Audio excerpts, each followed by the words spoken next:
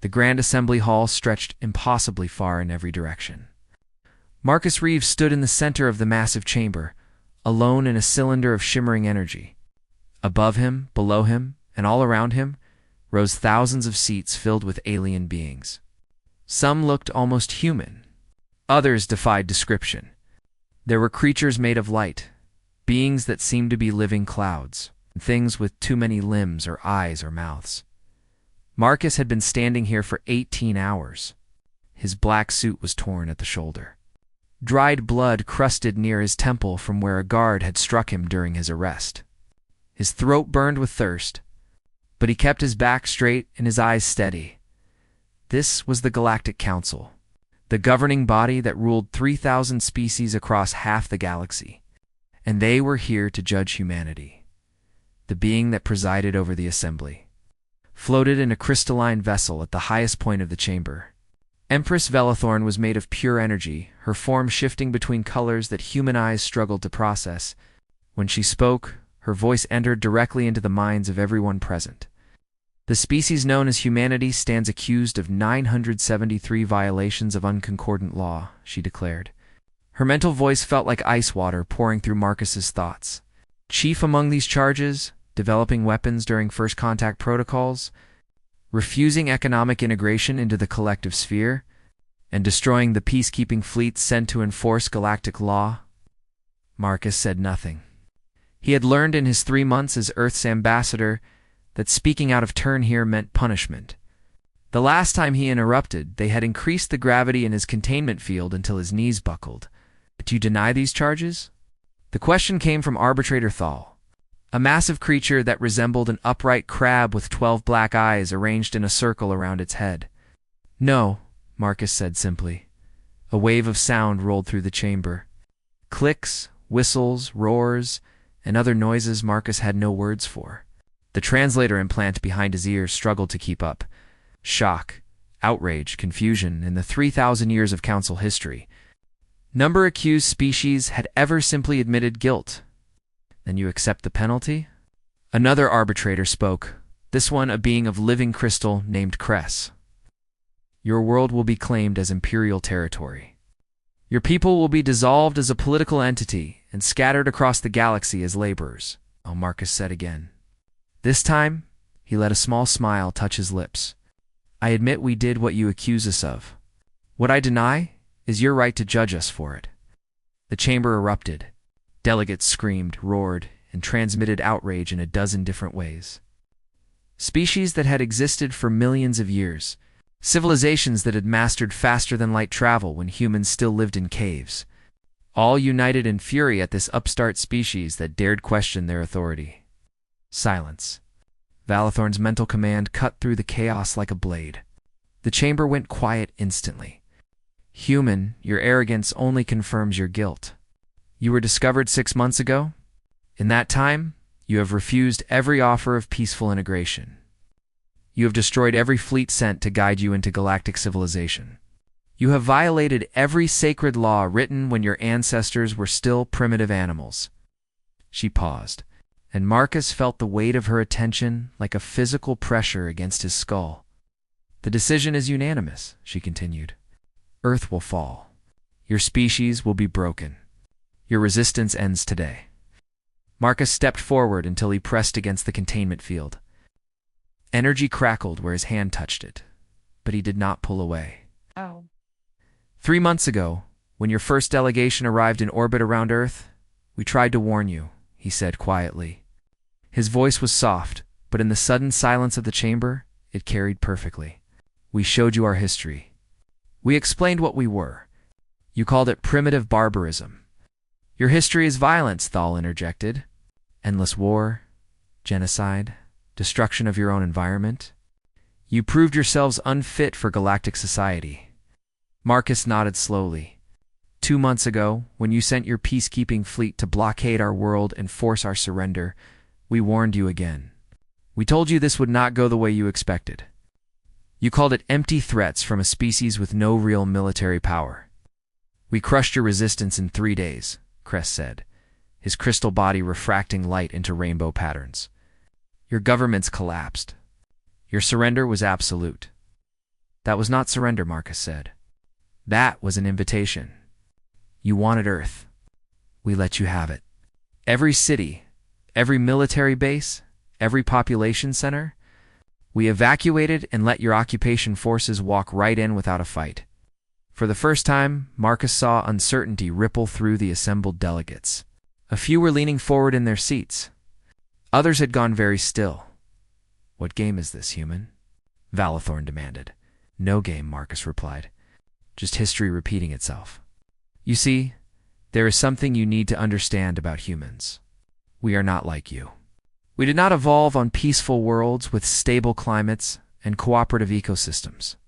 We climbed to the top of the food chain on the deadliest planet in this spiral arm of the galaxy.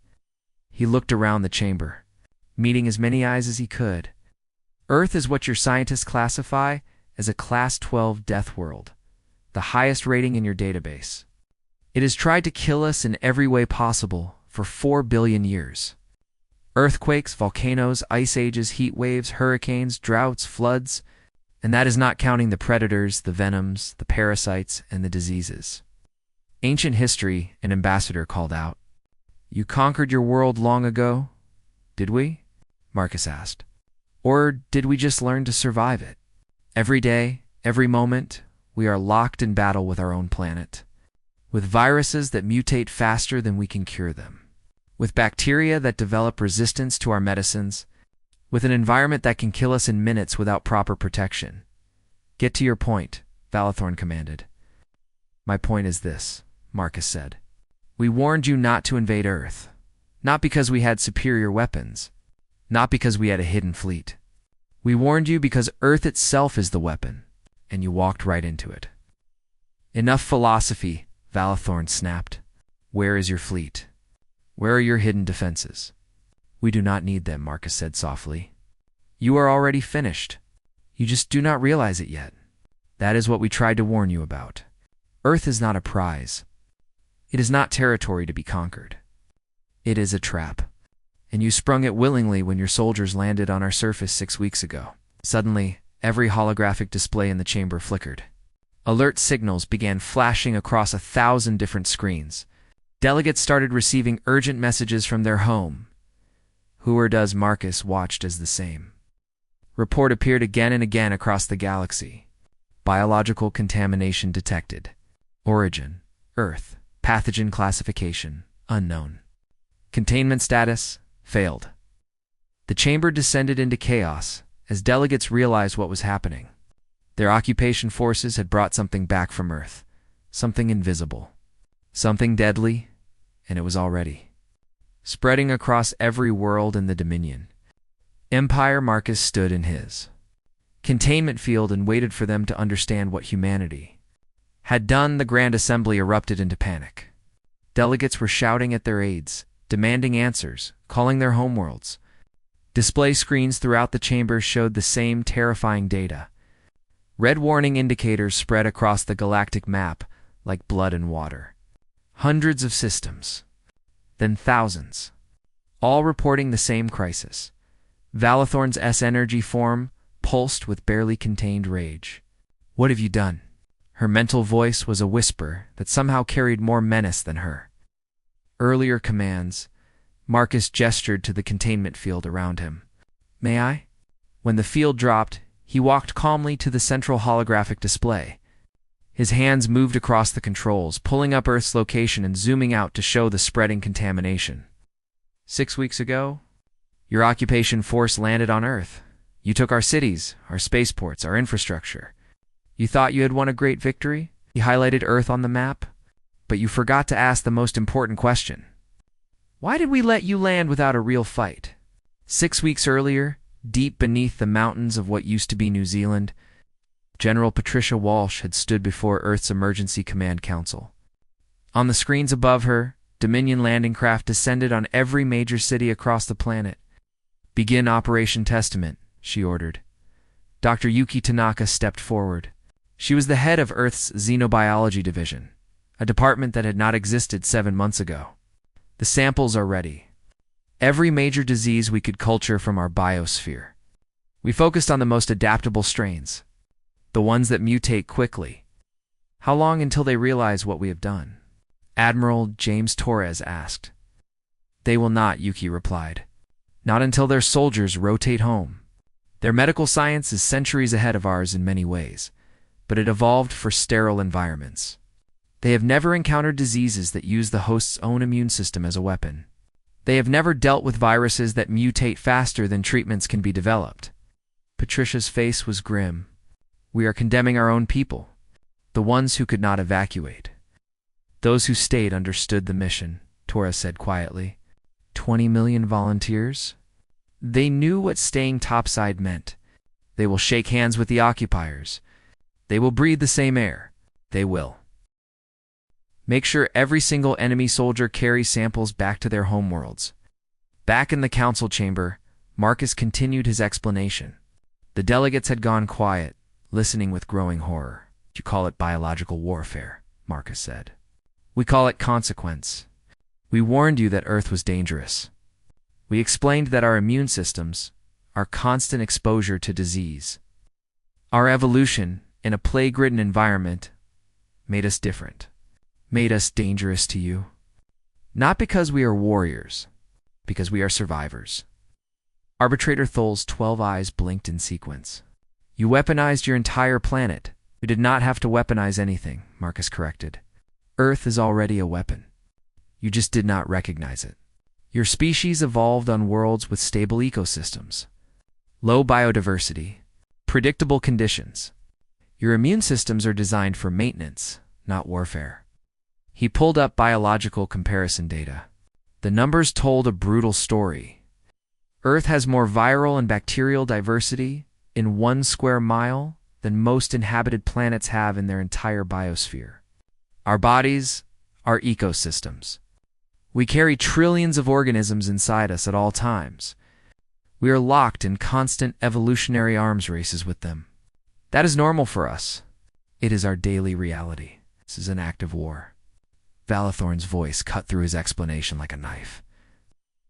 This is defense, Marcus replied. You declared war on us when you invaded. We simply showed you why that was a mistake. New reports flooded into the chamber. Ambassador Kelris of the Prion Collective, a species that formed hive minds across multiple bodies, spoke with a trembling mental voice. Our initial infection rate was 0.003%. Now it is spreading exponentially. Our medical intelligence systems project completes societal collapse in 14 days. Other species reported similar disasters. The architects, beings made of living silicon, found their crystalline matrices being dissolved by bacterial colonies they had never encountered. The Ascendancy, creatures of pure energy, discovered that Earth's pathogens were somehow mutating to affect their quantum states.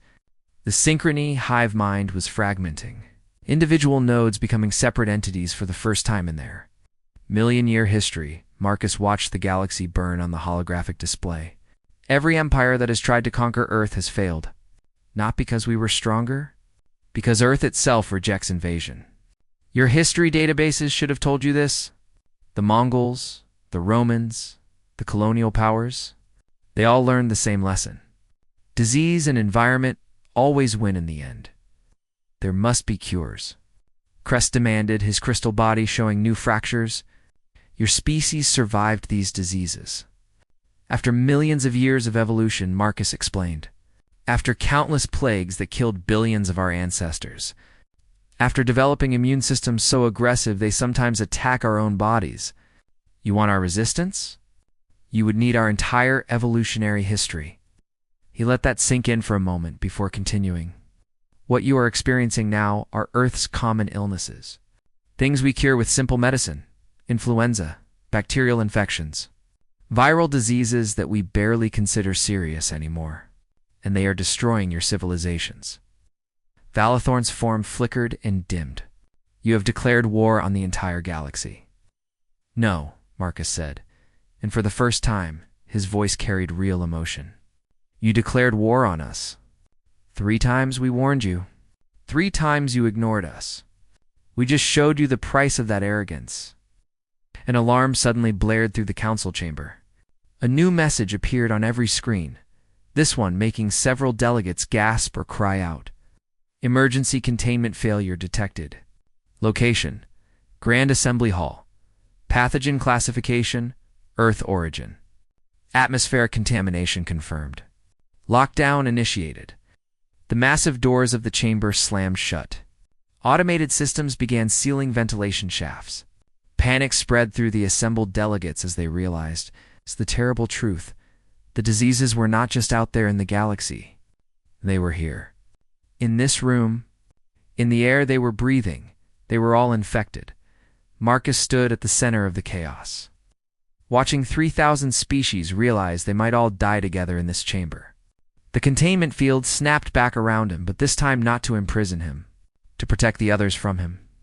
"You brought it here," Valathorn breathed, her energy form barely visible now, into the heart of galactic government. Marcus shook his head slowly. "I did not have to bring anything. Your own people did." He pointed to the elite Dominion guards stationed around the chamber. "How long were they on Earth? 2 weeks? 3? How many of your occupation forces rotated through the surface? How many diplomats visited your conquered territory to witness your great victory?" The truth settled over the chamber like a shroud. The contamination was not here because Marcus brought it. It was here because it was already everywhere. In every ship that left Earth, in every soldier that returned home, in every piece of equipment that touched Earth's surface, the Dominion Empire was not just infected.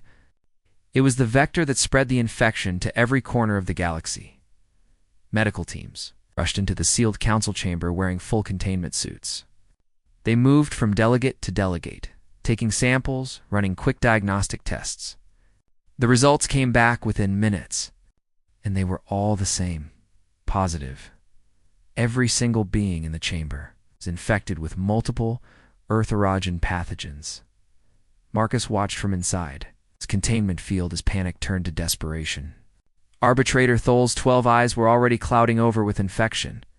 Kelris's hive mind connection was fracturing. Individual drones acting independently for the first time in the species' history.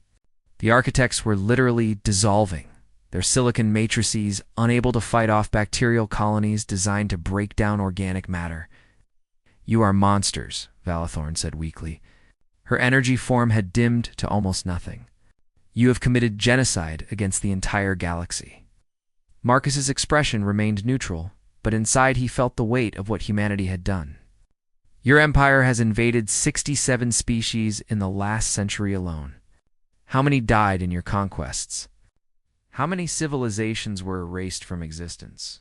"We offered them peace." Another delegate cried out. "We offered integration, prosperity, protection." "You offered slavery with prettier words," Marcus countered. "We read your treaties. We studied your history. Integration means the end of sovereignty. It means following your laws, adopting your economy, erasing your culture. You wanted Earth's resources and strategic location. You did not want humanity. You wanted obedient workers in a useful world." A younger voice cut through the despair. "Ambassador Lyra of the Kestari Union, a minor power that had opposed Earth's invasion from the start. Her species looked almost human, though her skin had a faint blue tint, and her eyes were too large. There must be treatments. Something you can offer." Marcus turned to her. Finally, someone asking the right question. "There are treatments," he said. "We have been developing them for the 3 months you have been trying to conquer us. Antivirals, antibiotics, immune boosters tailored for different alien biologies. We have hundreds of formulas ready." Hope flickered through the chamber like a candle in darkness. Delegates who had been preparing for death suddenly looked up. Even Valathorn's energy form brightened slightly. "But you need to understand something," Marcus continued, his voice hardening. "Humanity will never be subjects. Not to you. Not to anyone. If you want our help, you deal with us as equals. Free and sovereign." Valathorn tried to laugh, but it came out as a weak wheeze. "You negotiate while we die around you? You invaded while we begged for peace?" Marcus replied without mercy. "Consider this a lesson in perspective. 3 months earlier, when the Dominion fleet first arrived in Earth's orbit, the transmission had been simple and brutal. Primitive species of Sol 3, you have been evaluated and found suitable for integration into the Dominion Empire. Submit your governments for processing. Resistance will be met with appropriate force. The United Nations Emergency Assembly had convened every nation's representative. Secretary General David Okafor stood before the cameras and spoke directly to the Dominion fleet. We request dialogue. We seek peaceful relations. We have no desire for conflict. The response came within an hour. Compliance is not negotiable. You have 72 hours. Those 72 hours changed everything. Earth's military leaders knew they could not win a conventional war against a galactic empire. But they understood something the Dominion did not. Earth's greatest weapon was not technology. It was biology. I think we are like their other conquests, General Walsh had said during those frantic planning sessions. Civilized, clean, safe. We need to show them what Earth really is.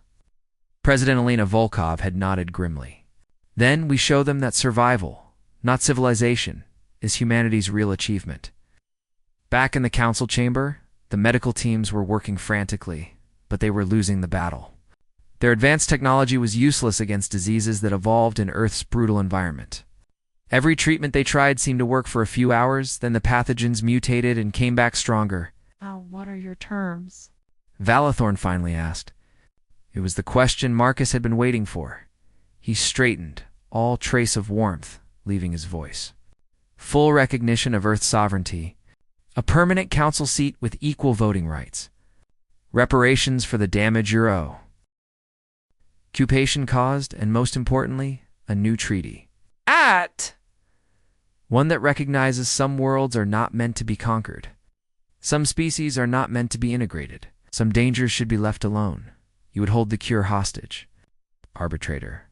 Kress accused weakly, new fractures spreading through his crystal body. No, Marcus said firmly. We will give it freely, to any species that accepts our terms, to any government that agrees to peace. But understand this, Earth will never be defenseless again. We will share our medicine, our biological expertise, our understanding of hostile environment survival. In exchange, you leave us alone. Forever. Silence fell over the chamber. Delegates looked at each other, weighing survival against pride. Some were already too far gone to care.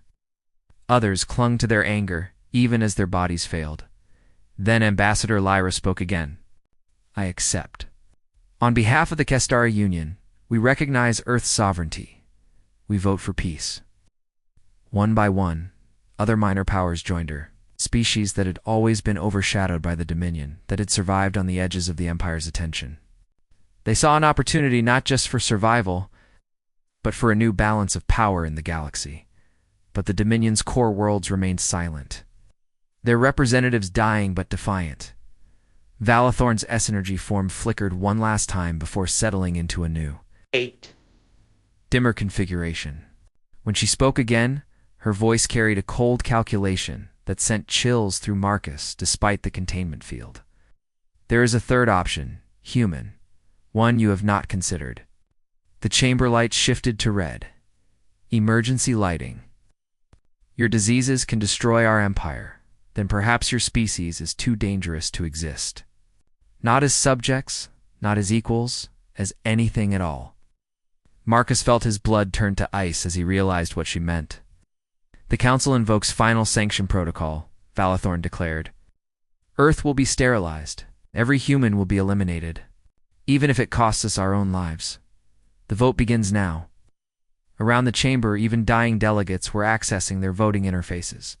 Marcus watched in horror as the count began to climb.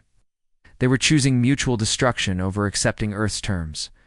They would rather die than let humanity win. The temperature in the council chamber dropped as emergency systems activated. Final sanction protocol was not invoked lightly. It had only been used 3 times in the 10,000 years of council history. Complete species termination. Planetary sterilization. The kind of weapon you used when you decided that some threats were too dangerous to exist. Marcus fought to keep his voice steady. You would destroy yourselves just to destroy us, if necessary? Valathorn replied, and despite her weakened state, her mental voice carried absolute certainty.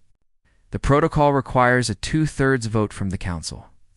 Given the choice between certain death from your plagues or possible survival after your species is eliminated, what do you think they will choose?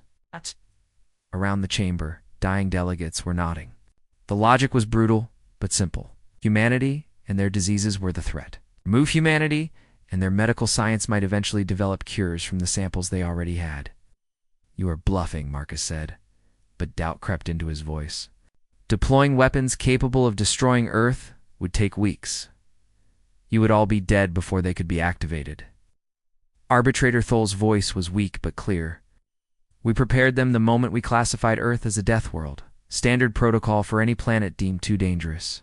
47 planet-killer warheads are currently positioned around your solar system. Hidden in asteroid fields and debris clouds, we can activate them with a single command. Marcus felt his carefully maintained composure crack. Earth's evacuation. Efforts had moved most of the population to safety, but 20 million people remained in the underground cities. Another 5 million in the barely completed asteroid habitats. The 2 million volunteers who had stayed on the surface to ensure maximum infection of the occupation forces, all of them would die instantly when those weapons fired. You would commit genocide to avoid a disease? He tried to keep his voice steady. We would commit genocide to save the galaxy, Valathorn corrected. Your species has proven too dangerous. Your planet is too deadly. This was always the risk of first contact with Death World species. Sometimes they are too good at survival. In orbit around Earth, Captain Rachel Hayes received the transmission at the same moment as Earth's command. Final Sanction Protocol activated. Planet killer warheads powering up. Council vote in progress. Options, she snapped at her bridge crew. Her tactical officer pulled up weapon system data. The warheads are old technology, Captain. We could potentially intercept some of them. Maybe 10–15%. The rest would get through. Launch all countermeasures. Buy us whatever time you can. She opened a priority channel. Get me Dr. Tanaka. Now. In a research facility buried beneath what used to be New Zealand, Dr. Yuki Tanaka looked like she had not slept in days. She had been working constantly, developing treatments, monitoring the galactic infection spread, coordinating with the few alien scientists willing to help. When Rachel's face appeared on her screen, she knew immediately that something terrible had happened. They are going to destroy Earth, Rachel said without preamble. How fast can you synthesize the cures? For every infected species, maybe years. Their biologies are so different. How fast for the ones in the council chamber right now? The ones making the decision. Yuki's eyes widened as she understood. The primary species? Maybe 3 hours if I cut every corner. If I focus on immediate symptom suppression instead of complete cures, do it. Prepare for immediate transmission. We are going to give Marcus a bargaining chip. Back in the council chamber, the vote was proceeding.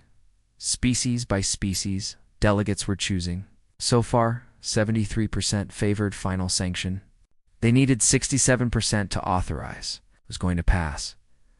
Marcus tried desperately to think of arguments that might work. Before you vote, consider what you are really choosing. Our diseases are deadly to you, yes? But they are curable. We have already developed 17 different treatments in the last 3 months. Given time, we can cure everything we have introduced. Given time, you will develop more weapons. A delegate shouted back. More plagues. More ways to hold the galaxy hostage through threat of contamination. No, Marcus insisted. We do not want to rule you. We do not want to fight you. We just want what every species wants. To exist, to grow. To reach for the stars without being enslaved or destroyed. Pretty words from a plague carrier, Valathorn said coldly. The vote continues. 80% now. 90. The threshold was approaching fast. Marcus played his last card. If you sterilize Earth, you will never develop cures for what we have already spread. Our medical database, all our research, our entire biological archive is stored on Earth. In facilities that will be destroyed by your weapons, will be condemning yourselves along with us. That made some delegates pause. The voting slowed. You could transmit the data before the weapons fire, Kress pointed out. I could, Marcus agreed. If you vote against final sanction, if you agree to negotiate. But if I am about to die, why would I save you? It was a standoff. The chamber fell silent except for the sound of labored breathing and the hum of medical equipment. Ambassador Lyra spoke into the silence. There is precedent. The Malachi Accord from the Fourth Galactic War mutually assured destruction as the basis for peace. Both sides held weapons. Neither could survive. Both sides agreed never to use them. The humans have no weapons, Valathorn scoffed. Only diseases they cannot control. Marcus let his voice drop to barely a whisper. Hey, you think we released everything? You think the pathogens spreading through your worlds are the worst Earth has to offer? It was gambling everything on a bluff now. What you are experiencing is Earth's common cold. Basic bacterial infections. Things we cure with medicine you can buy in stores. You want to see what happens when we actually weaponize our biosphere? When we engineer our viruses instead of just transporting them naturally? It was not true. Earth scientists had deliberately chosen natural, curable diseases. But the Council did not know that. You are threatening biological warfare? Thal asked, his voice filled with horror. I'm explaining reality, Marcus said. You can destroy Earth, but you cannot destroy every human. We have colonies on Mars, Europa, the asteroid belt. Millions survived in space. They all carry Earth's biosphere in their bodies and on their equipment. You would have to hunt down every single human in the galaxy to be truly safe. And every day you fail, we grow stronger, more capable of designing new plagues, specifically tailored to kill you. You pause to let that sink in. Or we can choose peace. Real peace based on mutual deterrence, and where both sides have the power to destroy the other, and both sides agree never to use it. Where Earth remains sovereign and untouched, and humanity provides the medical knowledge you need to survive. The voting display showed 94% in favor of final sanction now. Just seconds from the threshold, then the massive chamber doors exploded inward. The blast sent fragments of reinforced metal across the floor. Through the smoke and debris strode Dominion soldiers in full combat armor, weapons charged and ready. At their head marched High General Markov, second in command of the entire Imperial military. His voice boomed through the chamber's speakers. The vote is irrelevant. The Emperor himself has issued the order directly. The final sanction weapons fire in 20 minutes. I am here to ensure Ambassador Reeves does not leave this chamber alive. Marcus instinctively stepped backward, but there was nowhere to go. The containment field flickered and strengthened around him, but now it felt less like protection and more like a cage. Soldiers fanned out around the chamber, weapons trained on him from every angle. General Markov, Valathorn said, her voice barely a whisper now. You overstep your authority. The Council has not finished the vote. The Council is compromised, Markov replied coldly. His armor showed no scratches, no wear. Unlike every other Dominion soldier who had set foot on Earth, he looked perfectly healthy. Contaminated by Earth's biological weapons, judgment has been clouded by fear of death. The Emperor recognizes you can no longer make rational decisions. The military assumes control under emergency protocols. Earth dies in 20 minutes. Marcus's mind raced. Markov had never gone to Earth. He had stayed in orbit, in sterile command ships, directing the occupation remotely. He was not infected. He had no fear of dying before the weapons fired. He could make the call with perfect cold logic. Cannot do this? Ambassador Lyra shouted, standing despite her obvious weakness. This is genocide. This is survival, Markov countered. Every moment we delay, more worlds fall. More species die. The human admitted they possess the capability to engineer worse diseases. The only logical solution is complete elimination of the threat. In Earth's orbit, Rachel Hayes watched helplessly as sensors detected power signatures from the hidden weapon platforms. The planet killers were warming up, their ancient but devastating technology coming online after decades of dormancy. All ships move to intercept positions, she ordered. Fire everything we have at the coordinates uploading now. Captain, her weapons officer said quietly, even if we stop half of them, Earth is gone. The underground cities cannot survive this level of bombardment. Rachel knew. She had known since the moment final sanction was invoked. 25 million people about to die, and there was nothing she could do to save them all. But she had to try. Then Dr. Tanaka's face appeared on her screen. I have it. The treatment formulas? Transmitting now to Ambassador Reeves? Will they work fast enough? Yuki's face was drawn with exhaustion. If he can get the council to take them, symptoms will suppress in minutes. Full recovery in hours? She paused. But Rachel, the general who gave the kill order, is not infected. The cure will not convince him. Back in the council chamber, Marcus felt his communicator vibrate. He glanced down at the hidden device in his palm. Treatment formulas downloading. Complete protocols for 17 major species. 3 hours of desperate work compressed into one last desperate gamble. General Marcus said, forcing his voice to remain calm. Before you do this, check your data streams. Earth has just transmitted complete medical protocols to the Council. Within minutes, they will have treatments for everything we released. You destroy Earth, you will be the one who murdered an entire species for a problem that is already solved. Markov paused. His armored hand moved to his command interface, checking the incoming data. His expression did not change, but Marcus saw the moment of uncertainty. Treatments are real, Marcus pressed. We tested them. Your people can survive this. For several long seconds, Markov said nothing. Then his face hardened again. Then we will use your cures and still destroy your species. A threat eliminated and a problem solved simultaneously. No. Balathorn's voice cut through the chamber, stronger now. She had accessed the treatment protocols. Her energy form was already brightening as the medicine suppressed her symptoms. You will stand down, General. That is an order from your Empress. With respect, Empress, you are compromised by... I was compromised, Balathorn interrupted, mental voice gaining strength with every word. But thanks to the human cure, I am no longer dying. My thinking is clear. And I am still your Empress. Stand down immediately. Round the chamber, other delegates were accessing the treatments. The change was visible within seconds. Thal's eyes cleared. Cress's fractures stopped spreading. Kelris's hive mind connections stabilized. They were not cured, not completely, but the immediate crisis was passing. Markov's soldiers shifted nervously, their weapons lowering slightly as they looked to their commander for orders. The humans have proven their point, Balathorn continued, her energy form now pulsing with renewed power. They have the capability to destroy us with their biology. They also have the capability to save us. This is the textbook definition of mutually assured destruction. We cannot safely eliminate them, and they cannot exist in isolation. The only rational path is coexistence. They invaded our worlds. A delegate from one of the core Dominion planets shouted, they killed millions. We invaded their world first, Lyra countered, standing straight now as the medicine worked through her system.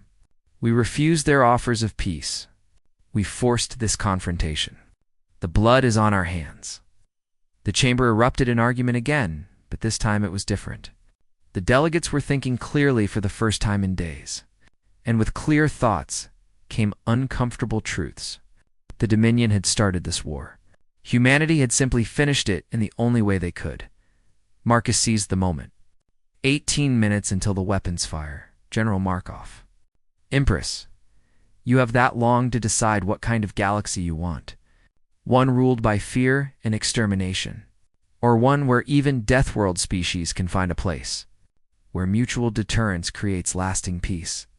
Valathorn's S-energy form pulsed with complex colors as she considered. Marcus could feel her weighing options, calculating outcomes, measuring the cost of pride against the price of survival. Finally, she turned to Markov. Abort the final sanction. That is a direct order, Empress. I must protest. Your protest is noted and overruled. Abort. Now, Markov's jaw clenched. His hand hovered over the command interface. Every instinct told him to complete the mission, to eliminate the threat. But he was a soldier. He followed orders, even ones he disagreed with. Weapon standing down, he said through gritted teeth. Final sanction, aborted. The collective exhale that swept through the chamber was almost a physical force. Delegates collapsed into their seats. Some wept. Others simply stared at the screens showing Earth still intact, still whole, still alive. 2 hours later, the Grand Assembly reconvened. Most delegates were conscious and recovering now. The immediate medical crisis had passed, though complete recovery would take weeks. Marcus stood in the center of the chamber again, but this time without a containment field. This time with something that looked almost like respect in the eyes watching him. Valathorn addressed the assembly. The council has reviewed the terms proposed by the human delegation. After extensive consideration, under unprecedented circumstances, we have reached a decision. Marcus held his breath. Earth will be recognized as a sovereign system with full council representation. All Dominion occupation forces will withdraw immediately. Reparations will be paid for damages incurred during the occupation. She paused. Additionally, we are establishing the Death World Accord. Any species originating fro M-Class 10 or higher hostile environments will be granted automatic protected status. No forced integration. No compliance demands. No invasion. Relief flooded through Marcus like a physical wave. They had done it. Against impossible odds, humanity had won its freedom. But Valathorn was not finished. However, Earth will provide medical and biological expertise to the Council. You will help us develop defenses against environmental hazards, disease, and biological threats. You will share your survival techniques, your adaptive technologies, your understanding of hostile environment evolution. This is not negotiable. We accept, Marcus said immediately. And now Valathorn's tone turned cold as ice. Earth will never weaponize its biology against galactic populations again. This incident will be classified as defensive necessity, given the invasion. But any future use will be considered an act of war justifying immediate retaliation. Are we absolutely clear? Marcus nodded slowly. We never wanted to be a threat. We only wanted to be free. Then you are free, Valathorn declared. Welcome to the Galactic Council, Ambassador Reeves. Let us hope this marks the beginning of a more cautious era in galactic relations, one where power is respected regardless of its source. 3 months later, the last Dominion transport lifted off from Earth's surface. The planet was scarred from the occupation, but whole, alive, on the ground. Millions emerged from the underground cities. Seeing sunlight for the first time in months, Marcus stood in the ruins of what had once been the United Nations building. Watching the sky with Captain Hayes and Dr. Tanaka beside him, we survived. Tanaka said quietly. We did more than survive, Rachel replied. We taught the galaxy to fear us. Marcus shook his head. We taught them to respect us. Fear fades with time. Respect lasts. A transmission came through from the council. Ambassador Lyra's face appeared on the screen. Ambassador Reeves, the council requests your presence for the inaugural session of the Death World Committee. 12 other species have been identified as Class 10 or higher. They are asking for Earth's guidance on sovereignty negotiation. Marcus smiled. Tell them we will be there. And Lyra, thank you for speaking when it mattered. Someone had to, she replied. I studied Earth history before the vote.